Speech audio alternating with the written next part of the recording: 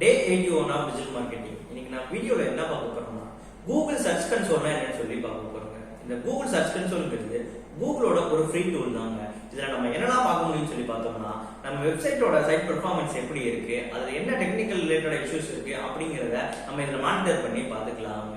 இது மட்டும் இல்லாம இதுல நம்ம என்னென்ன டேட்டாஸ்லாம் எடுத்து பார்க்கலாம் அப்படின்னு சொல்லி பார்த்தோம்னா நம்ம வெப்சைட்டுக்கு மந்த்லியோ வீக்லியோ லாஸ்ட் 24 ஹவர்ஸ் என்னென்ன மாதிரியான கிளிக்ஸ் அண்ட் இம்ப்ரெஷன் வந்திருக்கு, இந்த மாதிரியான ஆர்கானிக்கான டேட்டாஸும் நம்மளால இதுல இருந்து எடுக்க முடியுங்க.